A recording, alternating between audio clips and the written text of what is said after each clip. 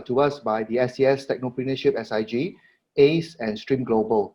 We do this once a month, and on every second Wednesday of the month, we usually have one or two speakers who will share their experiences on relevant topics to startup or to smaller SME. Today, right, I am really fortunate to have two outstanding ladies on TecHour. We would like to celebrate them because they were our past speakers, and they have just been listed on Singapore's top 100 women in tech. The Singapore Top 100 Women in Tech is organized jointly by IMDA and SCS WIT SIG, right? And it is about celebrating women who has made significant contribution in tech in Singapore in 2020, right? In this last 1 year. These luminaries actually have paved their way to a diverse and inclusive tech sector, from tech leaders to community advocates to trailblazers to technologists and technopreneurs who have drawn exponential leap in their own work. And all of them are inspiring role models. We have Debbie today as well as Charmaine. I will get them to introduce themselves and their company.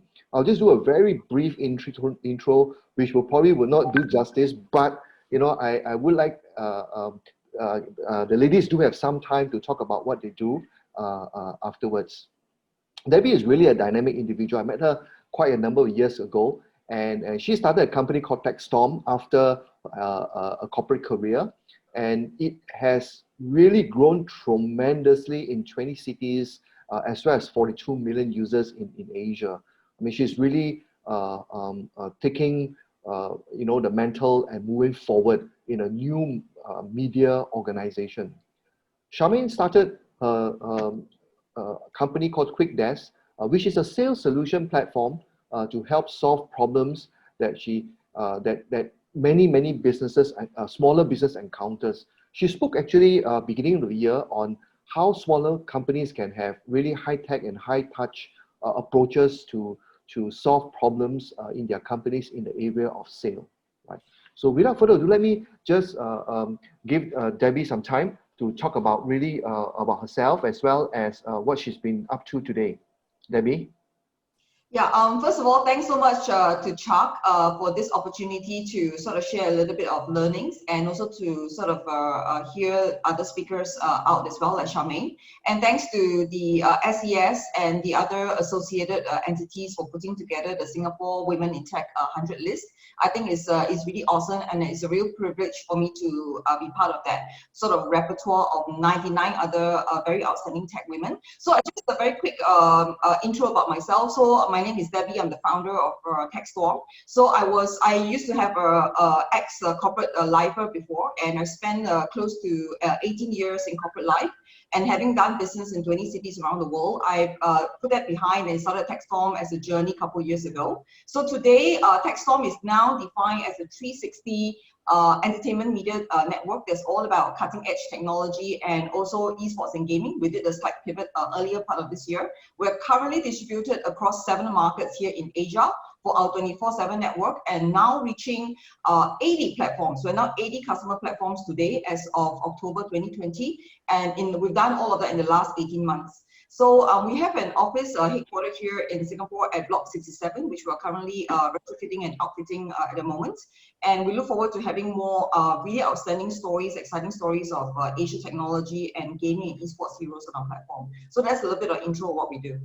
Great. Charmaine, you want to do a quick intro? Okay, hi, Charmaine. Very thankful to be back speaking with SES.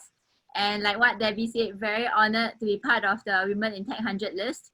I think it's really, personally, I felt it's really an encouragement for many of us, because this journey has not been easy at all. I started business at 21, inventing winter gloves for touchscreen device. Was taught since day one what it means to build a business and a product that goes global. But starting in school hasn't been easy because everything starts from school of life. So of course, coming from the school of life, I realized one of the most important things for businesses or startups is really the ability to drive more sales. So then I have a question to myself: what can we do to help businesses like myself drive more sales? And that's the birth of QuickDesk. So since 2014, I started QuickDesk. which is we started off just as a business wanting to help others drive more sales. So we started building a CRM. But where we are today is really using the blend of education and technology to transform businesses, SMEs, professionals to drive sales through the blend of education tech and to digitize their sales process, doing more with less. So that's what we believe in. That's very interesting. Maybe I'll go back to Debbie. Debbie, when you talk about platforms, right? Can you explain a bit more? Because I think not many of us are very familiar with the media industry, right? And you have more or less, if I know your business because we talked about it many times, right? And you have certainly educated me on what you're doing in terms of transforming the media business. Maybe what you do is that, tell us a little bit, in terms of your journey, how do you actually transition from, the corporate, understanding where those issues were in the past, and really build a new method of, as you mentioned, different platforms for promotion and all. Sure. Thanks for the question, Chuck. I think so. We sort of dial back a notch to where I was before. So in my corporate life, my career has intersected in various executive leadership roles with mainly large multinational companies, which are probably headquartered in the US, UK. And I've spent about close to 15, 18 years there, across sectors of advertising, where I used to work for very large advertising groups like TBWA, which is part of the Omnicom group. I then went into the EdTech sector with DoubleClick US, and then subsequently into various international broadcasters and media networks, which have a significant presence here in Asia footprint. So that's a little bit of my background. So Techstorm was something that was started as an entrepreneurial journey. And I think initially when I sort of left the corporate world to get into entrepreneurship, I think there's a huge learning curve. And the learning curve is typically not found in textbooks because it's not about business education. It's really about hands-on operating expertise in a context where there's not much of a support system. As I think most entrepreneurs will actually understand and empathize that when you're out in your first day one, your first 30 days and the first 100 days of the entrepreneurship journey is pretty much on your own.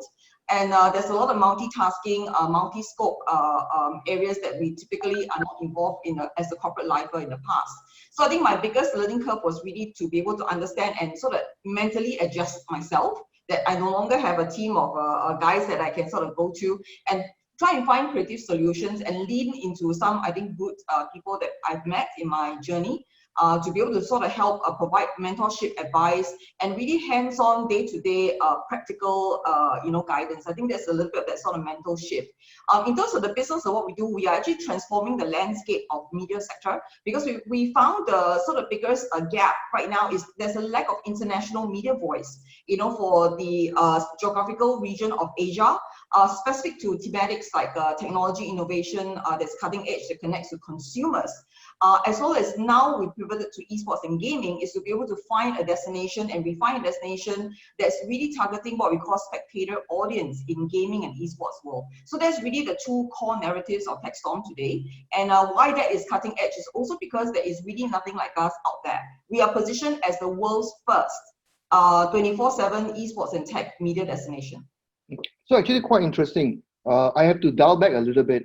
There are many esports channel on YouTube and all those demand channels, right? But there aren't really anyone in the space that you are in from the perspective of broadcasting. So basically, you will typically, in terms of platform, you will mean that maybe you will have your Techstorm channel on StarHub, for example, right? Which is actually as you mentioned, has never done before, because all these channels are usually very online, very YouTube-y, or PP Storm and PP, whatever peer-to-peer type. So that's what you mean by platforms, right? You actually have channels in countries, and in your space specifically 20 cities, right? That actually broadcast your channel, right? That actually talks about innovation, talks about e-gaming, and so on. Yes, right? That's right. Yeah, that's right, Chuck. So I think when we refer to customer platforms, is actually not limiting to just telco customer platforms. As a signal, Techstorm is interoperable, which means we are ability to be agnostic across the different distribution methods and distribution transmission modes. So right now we are across most of the markets in 7 countries, outreaching as a 24/7 product, and we're currently distributed across 80 platforms in Asia. That includes obviously Singapore, Malaysia, Cambodia, Indonesia, Philippines, and also Sri Lanka. We're also expanding geographically as we get along, but we are also available in a lot of the other OTT platforms, which is over the top, or what we call online streaming. So that's also one of the platform partners or category of partners that we work with. So we're pretty agnostic from that perspective. Yeah, that's great. I mean, I just a little plug for I think for Techstorm. I think all entrepreneurs should actually latch onto Techstorm, because they actually have a lot of events that focus and actually promote tech entrepreneurism, right? And of course, as Debbie mentioned, they've also pivoted to e-games earlier part of this year. Charmaine, actually, you are in a very different environment, because I think you came into entrepreneurship almost from college, right? After school, you came in. Whereas Debbie, even myself, right? I have a number of years in corporate. You know, how was that? You know, an inspiration, and why do you do that? You know, a lot of your contemporaries actually went to work, right? Get a steady income, right? And you started off something which is, in my view, at that particular point in time, completely required, right? But nobody had thought about it, and that is actually gloves that you can use to use your phones and your screens and things like that. Yeah. Okay. Yeah. So I think I mean, if I'm not sure if there's any students in the attendees list, but if there's any, I think the best thing that we have as students is the lowest opportunity cost when we run a business, right? Because once we go out to work, there's a lot more responsibilities that will come along the way. And I think startup is like an experiment in the sense that we are always trial and error towards success. Like we pretty much know what's the direction, what's the road path to what we hope to achieve, but we wouldn't know how to draw the lines. And drawing the lines is a journey. So if you ask me, I mean, what started out as starting a business, so I started in school, 3rd year in uni, and I did that because I turned 21 that year. I was like, okay, if I'm going to turn an adult this year, I better do something different. So I started business. But I think one key driver for me was really believing that the opportunity cost is lower and I can try anything I want. I think, and what led to the courage, I'm always very thankful to be part of the NUS Overseas College program, where we got to Sweden to work and study for a year. So even though I didn't have much corporate experience, that 1 year of internship in a medical tech company, whereby we invented implants for cartilage defects, helping one of the most common problem, osteoporosis. The founder herself was like 29, and she's really young also. And I felt that, hey, you know, this lady can do something in a space that is so much needed. Like imagine having an implant instead of a total knee replacement. This value is so high, and she's willing to charter new grounds. If she can, why can't I? So it started with a very naive, like, if she can, why can't I? Thought, and starting, and when the problem surfaced, I said, hey, you know, maybe let's try to invent a glove that allows you to use your touchscreen device. So I know it was very funny because I come from a summer country, Singapore. There's no 4 seasons, there's only like summer. But I think it's also because I'm really, really scared of cold. So when I couldn't use my iPhone, I was like freezing. I was like, there should be a solution, and hence I invented one. I think there's one key value I would like to share with the ground. It's a lot of times the greatest problems within us and around us. But we may be choosing to just adapt to the problem. It's just like a lot of sweets then. On my law, then we just hide indoors law.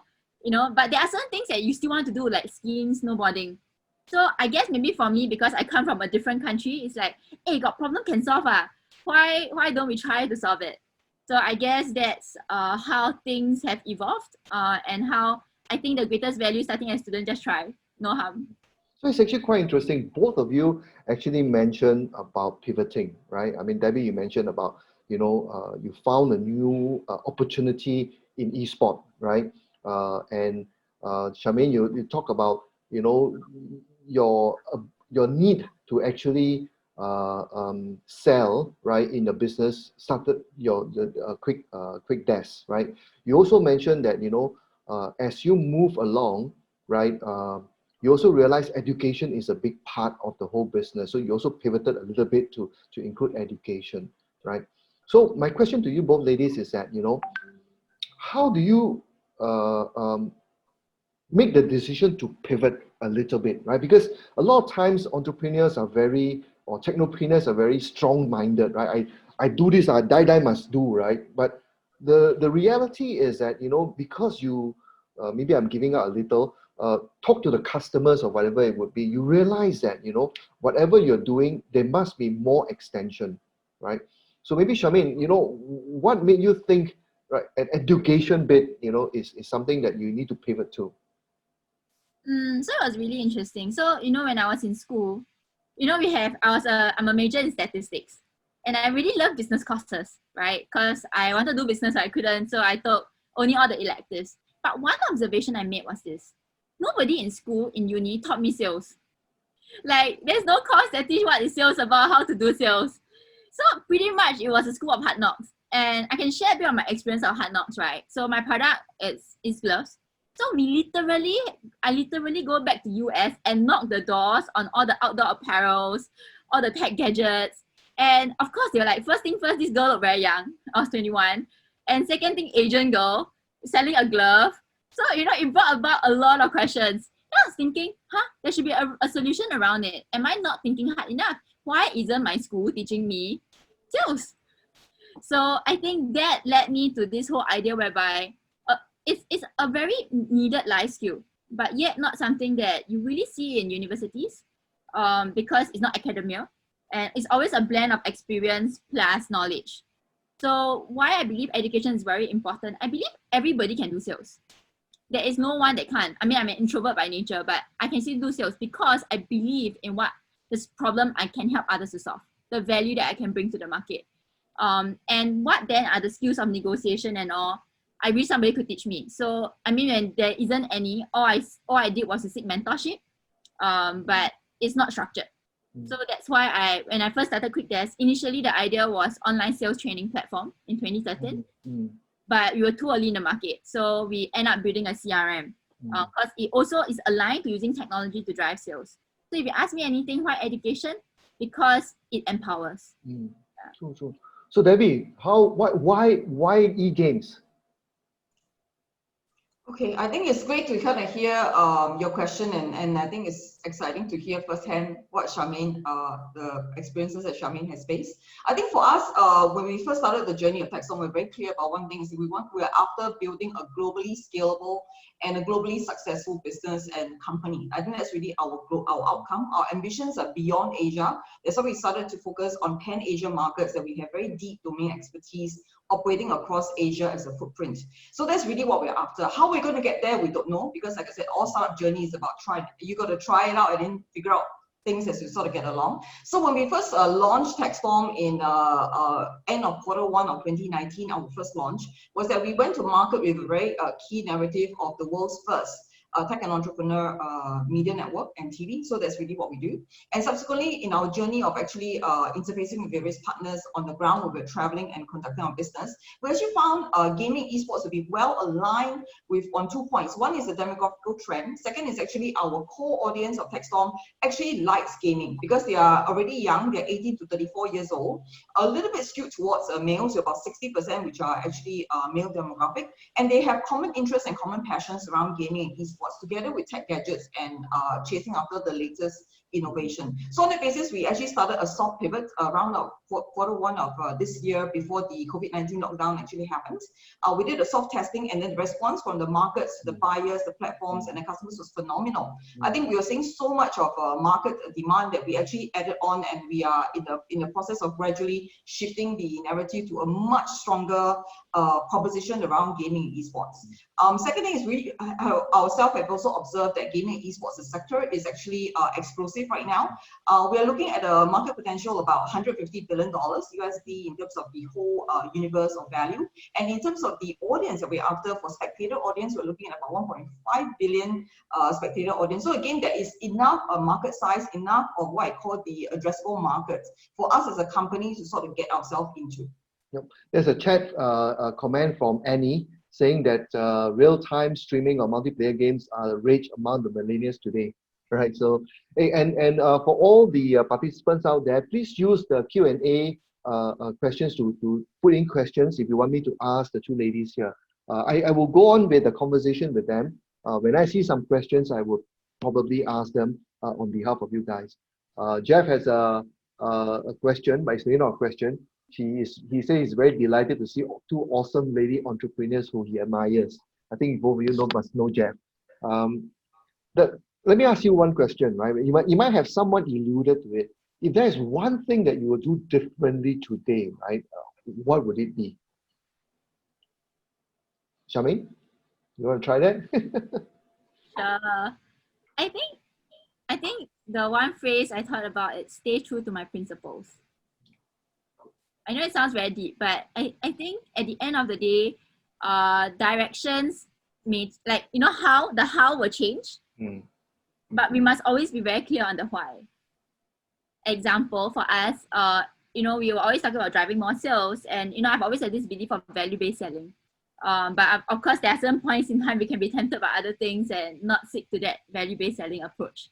So I think staying true to the principles, it's one most important thing, and that leads to one other greatest thing, which is always think foundations first. So I remember I have an experience in Israel. So 2018 was a very down year in my career, in this entrepreneurship career, and I flew to Israel. So this guy actually gave me an apple. He said, plant this apple in the soil. I said, what does it mean? He said, yeah, because all of you need to remember one thing: the roots matter more than the leaves on the tree. So therefore, build your foundations right. Hence, the why and foundations will be the key thing. Great. Debbie, what's one thing you want to do again? I think there will be a lot of lessons. Like I said, entrepreneurship is beyond a business education and beyond the textbooks. I think there will be quite a lot of things I would like to sort of go back and sort of go back in time in terms of time travel and sort of make good on those situations. I think top lessons would be, I think, the way we position ourselves as a financial narrative. I think to investors, I think the investment journey is a huge learning, and there's I think if I have a time capsule right now, that's probably some of the things that we will sort of embark on that. Second thing is, I think also looking at the value proposition of Techstorm, we probably would have set it out a little bit of time for the market and industry to mature a little bit before we enter. I think these are probably the top two lessons I would share as a personal journey. Great. There's a question for Charmaine from Daryl, right? And the question is that what is your advice for budding entrepreneur who has missed the ship at 21? Is slightly older now and higher opportunity cost and bigger responsibility than before. So what's your advice for them? Oh, that's actually, I'm not going to let Debbie out from this because she's exactly in the same position. So Charmaine, you go first. No, Debbie should reply first, no? Let me try. Okay, so if I would have started out like after school, I think I've always tell everybody entrepreneurship is a calling. It's not for everyone. But if it's your calling, be clear on the why and the problem that we are really solving and what's the level of impact we can make. So I think that once that is clear, a lot of the hows will come along the way. So what is one advice? Be clear on the why and the problem you want to solve. Debbie, what about you? Too much to give up. Responsibility and opportunity cost. I'm sorry, I didn't realize I muted myself. Okay, yeah, I mean, I'm not 21, obviously. I'm too old for that. Yeah, 22, I'm right? sure Daryl wasn't asking me. Daryl was asking Charmaine, and by the way, I know Daryl. I think for those who are passionate and really want to sort of have an interest to build a company from scratch and to sort of build a business that's successful, I think they should go out there and give it a try. The journey is tough. There's a lot of lessons that you can't pick it off a course or program. There's not enough a course and program that will really tell you what to the various situations that might arise. But also weigh the costs carefully, you know, in terms of what are the downside and the upside. But don't weigh too much if that's what they want to do. But like I said, entrepreneurship is not for everyone. I think that's just the first thing. And there's really no there is value for all parts of the ecosystem, whether someone is in a gainfully employed in a corporate world, or maybe in an employment situation, is of no less value to someone who's pursuing entrepreneurship. That's something that I always share. And for those who are really serious about it, think about how they can sort of plan a little bit of financial roadmap for themselves, because the journey is going to be tough, at least for the first 2 to 3 years. They need to be able to understand there's a financial cost, and there is a much higher opportunity cost for those who have done enough time in a work life, as what Charmaine has said. She's fresh out of school, so there's sort of a little bit less, barrier psychologically in terms of what she might miss out. But for those who are in the corporate world, to sort of throw that out the window and put down a 6-figure sort of paycheck is going to be tough. And that needs to be cost, that needs to be structured. So I think it's all about a careful decision. But if there's something that drives them, they're passionate, just go out and give it a try. But just calculate that carefully and be very clear in terms of their long-term goals. And it shouldn't be entrepreneurship as a hobby. So it should be entrepreneurship for a much bigger ambition and a much bigger journey, because you're going to be taking people along with you. When you do entrepreneurship, it's never about you. It's about getting a team of people with you and building something much bigger, than what we stand for. Yeah, I sort of agree with you, ladies. I think I always get this question when I go out and speak in different events, and they will always ask me this question: do you think I should start my company straight from school or start my company after some experience, right? And I think you guys have answered it really perfectly on the dot, right? It's really not about either way. It's actually what the objective is, right? But I think either way, right, what I felt was lacking when I started my company back in the 90s, right, was that there weren't enough mentors out there for us to talk to, right? The guys that, for me anyway, in my experience, is that the guys who knows my business are either my competitor or my customers. So it's actually quite difficult to go and talk to them about my problems. But I think today, right, there is a lot more sort of opportunities to look for potential mentors out there, or people that you can talk to, right? That I think regardless of whether you are brand new from school or you are experienced, you should find out and seek out, mentors like our two ladies here that could actually give you some views, on how to do and how to start the business, right? Over the last 10 years, when I am doing a lot of investment, in the beginning time, I tend to see a lot more guy entrepreneur, right? There are more guys actually wanting to start a business, but lately they are actually quite equal amount, right? I think the whole idea of entrepreneurialism do not really, at least in Singapore anyway, is starting to break, I think, the old mold that only guys do businesses, right? What would your advice be to the ladies out there? And I'm sure you guys have different things that you guys may have encountered, right? As an entrepreneur and being a lady, right? Is there anything that comes to mind for you guys that any advice you can give to young or aspiring entrepreneurs, right? Who are ladies who wants to get into the field? What do you guys think? I think it's a tough question, right? I mean, I'm not, there's no one right answer, right? But maybe from your perspective, how do you guys feel? Is it still a man's world out there? Are the funders still mainly men? Right? What is your take on this? Okay, I will answer first. Silence. Yeah. Okay, so I think for me it's, I've always believed in one thing. So I love playing poker. So they always say, make the best out of your set of poker cards. What that means is, I think that it's really two schools of thoughts. The first school of thought is that, if you're a female in tech, you're less advantageous. Of course, the other school of thought is that you are a privileged few. So I tend to subscribe to the school of thought that we are a privileged few. And what that means is that if So going back to just now, Daryl's question, my answer was knowing your why. Once you know your why, that sets the foundation. And once the foundation is set, I think being a female, it's about self-belief. I'm not sure to generalize, but I think a lot of females in tech or females entrepreneurs, we do have this challenge of many, I mean, not saying all, but probably self-esteem or self-belief, right? That we can do better. So I think the need for confidence and of course an ecosystem to support each other through this journey, knowing that you're not alone, you can fight it through. So, you know, when I started QuickDesk, I had zero tech background. And in fact, I even missed my programming exam in school and told every single friend of mine, I will never run a software company. Like, that's why I did gloves. But never did I know I end up doing software. So never say never. And if there's one key thing that was a bigger struggle, was like, yeah, programming, you get a guy to program lah. You know, they are better in it. In your programming school, you have 80-90% guys at a point in time. But that was actually a limiting belief, to be honest, like when I look back now. Because it's not saying that females cannot. Yes, maybe we might not be so objective or like 1 zeros and binary, but it's still something that we can learn and overcome. And example for myself, there were seasons where I lost my CTO. I had to be CTO myself, right? And when you are forced to the situation, you have no choice but to deal with it.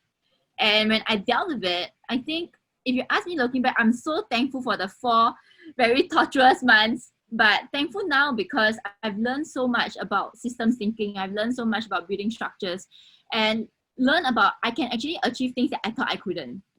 So if there's any advice, it's once you're clear on the why, just embrace the challenge and enjoy the journey. So I think process matters. You know, when I was younger, a lot of mentors tell me, Charmaine, don't keep being so concerned about the outcome because you're very results oriented, right? But when you learn to enjoy the journey and the process, in fact, the outcome will come. So the advice, enjoy the process and believe in yourself. That's a good one. Debbie, what's your thought? Yeah, okay. I think if we, Chuck, I think it's good that you're seeing more female entrepreneurship, I think from the investment perspective and from the industry perspective. I think the data, global data at large, is still very skewed towards sort of a male-driven segment. So it's about maybe 80 to 90% globally in tech. And I think that number shifts a little bit depending on some parts of the world. I think for my journey as a female who is not trained in engineering, I don't have an engineering background. I'm a business background first and foremost. So I think that journey is tough because there's always that a lens of what I call credibility. And that lens of credibility does not necessarily lie with me as a professional, but it's more so of a third party. And how to sort of get around that hurdle of convincing and getting through the sort of lens of credibility. And also to understand fundamentally there will always be a segment of the industry that will carry a lens of bias. I think bias is not necessarily a dirty word if you sort of recognize it, whether it's cultural bias, gender bias, social bias. I mean, that's just part and parcel of what I call social science. So I think if we recognize it and take it in a very relatively mature and professional manner, there's many ways to circumvent that. I think first and foremost is always establishing credibility and also pick up the right skill set. So I'm not engineering trained, but I'm a little bit of a self-taught coding, even though I'm really bad at it. I just need to confess, I'm very bad at coding. I decided that that's really not the path for me forward, but we can construct a business. We know how to sort of model our business well, and also look for the commercial aspects or the business aspects of technology, which is critical, right? Technology is not just about how beautiful your line of code is or how fantastic the innovation is. End of the day, it has to have a market fit. It needs to have a what I call a value, market value fit to that. So I think that is really my key expertise and area that I'm really strong at. I think in the journey of being a female in tech, is still very much a smaller community within my circle or immediate circle that I know of. So it's still not that many compared to many others. But I think women are not necessarily putting ourselves down. I actually have this poster that I ordered from my new office that's behind my desk. So the poster I ordered is actually one of my personal favorite icons. I do a little bit of kickbox as a cardio. So I'm a huge fan of Muhammad Ali. I know he's a little bit of a cliche, but I'm a huge fan of his. And during one of the previous campaigns when I was advertising, we used to manage business for Adidas. And one of the key taglines that was packed on to Ali as a quote is, "Impossible is nothing." No, nothing is impossible. Impossible is nothing. So if you kind of understand what that means, I'll be having that poster hanging behind my desk, and that really is a very good sort of closing statement in terms of how far women and men can go, and understanding that codes and technology engineering at the end of the day is relatively gender neutral and not necessarily carrying a bias. I think Daryl is very fair. He has asked Charmaine a question. He's also asking Debbie another question, right? Which is, with a smaller population and market here, what is Singapore's role and position in the wider esports ecosystem in Asia or across the world?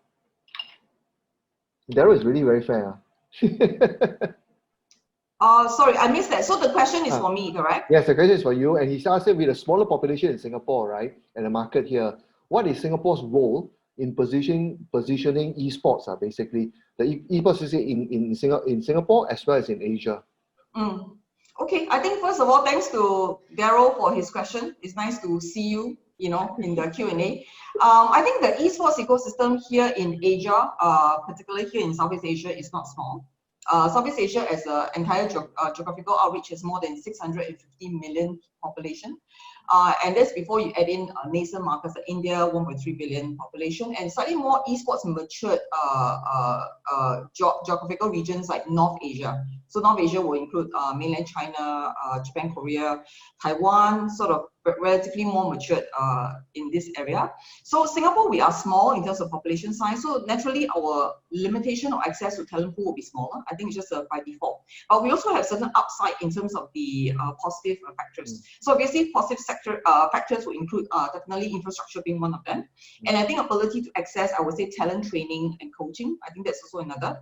And ability to sort of tap into the current ecosystem of esports gaming companies, which are sort of closely associated with Singapore in the likes of whether it's SEA, which is Garena.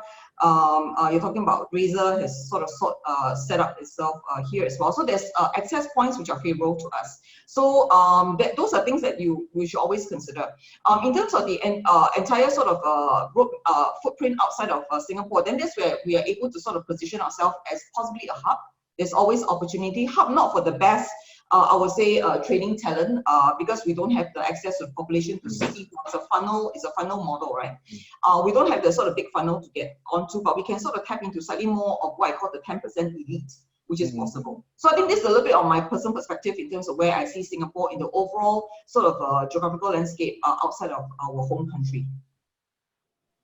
Well, Debbie also wish belated birthday to Charmaine, as well as happy new office renovation to Debbie. Thank you. All right, there's one question from James, right? He's asking, how do you guys manage work-life balance as an entrepreneur? You guys want to try on that? Okay, so I think for me, it's called work-life integration. Yeah, what I mean is actually my work is my life. Yeah, I think once you do something with a very clear why and with passion, it's really very hard to say like, oh, this work, this is life. In fact, like everything circles around. But I think if there's one thing that is very important I've learned, if there's any of you that are entrepreneurs in this room, is don't burn out. Yeah, I think that's a very common problem we get, because when work-life integrated, it has a never ending. So need to put commas. So one practice I do is every 1 day a week, I will not work. I just clear away, because I realize when you take a break and you recharge, the solutions and productivity increases. So I think that's for me. So work-life balance is called work-life integration. Debbie? Okay, first of all, I have to tell you guys who have not done entrepreneurship, there is no work-life balance. I'm sorry to break it to you. I'd rather play the devil's advocate and to sort of get across this illusion that there's something called work-life balance. There's no balance. If you want balance, stay in an employment that you have control over your time, where you can say, hey, boss, I'm not going to answer your email because it's a Saturday, right?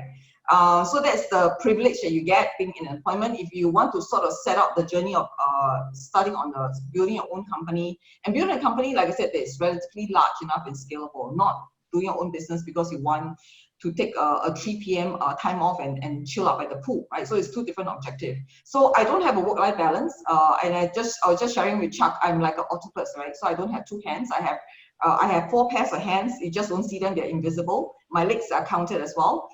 there is no turn off time. There is no turn off time to say you're off the clock, right? When you're doing entrepreneurship, because you're multitasking across everything. If you're an entrepreneur, you're a founder, you're a co-founder, you got to multitask everything from handling your finance, corporate governance, your auditor, fundraising. You got to handle day-to-day operations. You got to grow the team. You got to be your creative problem solver, troubleshooter with your team members as your team sort of scales up in size. So there's no shutdown in terms of time clock. You're always sort of straddling between what's happening in industry, what the latest trends, what your competitors are doing, what's the next step you want to sort of take on. So there is no sort of a stop button that you can stop. But for me, I believe in actually doing a little bit of what I call time to pause. So I do have a pause button, and I do take a little bit of time to sort of look after, enjoy things that I like. I like to exercise, so I enjoy that quite a bit. I like doing cardio. It's a time to myself where I'm not in front of the computer, I'm not in front of a screen. So use a bit on that to be able to reset that, because I think the reset is important, and having that pause to stop and then to reset is essential, just for, I think, a sense of like a good balance mentally. Yeah. So someone asked a question on whether, can we start a business while working full time? I think both of you answered that question. You would have double the amount to do, right, for both your full-time job as well as starting a question. Ajit asked a question, right? I think it's a technical question. It's how easy for a foreigner to start a company with less investment in Singapore? I think that's a little bit off topic here, but I just do a quick one. I think it's easy to start a business in Singapore. To start a company, I think it's $300 or $400, right? And then you just have to apply. But I think starting a business is not the issue. Really, I think Charmaine is absolutely right. It's just about having a clear why, right? And I think that would drive, whether you should whether a foreigner can start a business here or not. Maybe what I'll do is it's almost 1 o'clock. Let me wrap up by asking you guys a final question, right? What do you guys want your friends and everybody else to remember you by, right? When you are either very successful, right, out there, or when you have given up and say, oh, no, given up, when you have sold your business and say, let's start again, right? What legacy do you want to leave behind? What are your thoughts on that? Charmaine, you want to go first? Okay, I think so it was very interesting when I got into this series called like Trailblazer Women in Tech. I was like, wow. But it was actually a reflection for myself that I do want to push certain fronts, and the key fronts I want to push is value-based selling. How do you do value? Of course, in today's age, value-based selling in technology. How we can use value-based selling and grow as individuals and businesses. I think that's what I want people to remember me of. Yeah. So, yeah. That's really cool. Debbie? I think my personal vision and dream is a little bit bigger. I think when we first set off on Techstorm, we wanted to be a game changer. We wanted to be able to drive impact in the larger ecosystem, and also to establish a voice for the Asia players in the global world stage. So I think that vision is very clear. The legacy I'd like to sort of have that being remembered is to say, look, it's possible to launch, to start from scratch a globally successful business and company that has a global presence out of Singapore, and to have that being achieved and founded by a female founder is absolutely possible. So I think these are the key takeaways I would like to sort of leave that behind. And hopefully we will have some success in this journey to take that from paper to vision and actuality. I do hope to see, more lady entrepreneurs, and especially the two of you, right, to be the really big one in the world, right? Because right now, if you talk about any tech company in Singapore, it's always the guys, right? So I really hope that, Debbie and Charmaine, your vision really do come through, and there are more diversity in terms of the entrepreneurial, or at least tech entrepreneurial environment. Ladies, I really enjoyed talking to the two of you. I mean, I get so much inspiration hearing you guys talk, right? And I hope that, our audience out there also appreciate the time you guys spend, and also appreciate, the hard work you guys have put in, right, to actually build your company to where you are, and really wanting to help and really understanding why and wanting to help. I think your own in your own space, right? I think thank you again. So I promise you guys that I'm always on time, 12:15 to 1 o'clock. Yeah, sometimes you do go over, but I think I really appreciate you guys spending time with me, and especially in the past, right? See, I already picked you guys up already. You guys have spoken in TechHour before, and I hope that more TechHour speakers will actually gain more awards and actually recognition as well. I've been doing this for the last 4 years, right? In the last 2 years has been every month, but previously I was doing it every week, and I was really scrambling, looking for speakers, and I was really glad you guys came to my rescue when I asked you guys to talk. And you guys are always very willing to share, and I really appreciate that very much. Thank you so much. I think with that, I will end the session. But I think before I end, I think SCS wants me to to a few other things that is happening in the event. So basically, this Friday, there's a TechCube forum. This is the one and only forum, one and only big forum that SCS run for all the people out there. And there are also a few organizations they are all online. So please do sign up. With that, I would like to end today's Tech Hour. Thank you again, ladies, for joining me. I really appreciate it really very much. I owe you guys coffee. We'll catch up another time. Okay. Thanks to Chuck for the session. It's wonderful to chat with you, and also with Charmaine. It's nice to hear your story as well. Thanks. Yeah, thanks Chuck for inviting, and thanks everyone for listening in. Yeah, thanks to all the attendees who came in to hear us chatter. Yeah, this session is recorded, so they can always come back. You can always promote, and we will make it available for everybody to come back to learn from you guys. Thank you very much. Thank Bye-bye. you. Thanks everyone. Bye-bye. Have a good week. Bye-bye.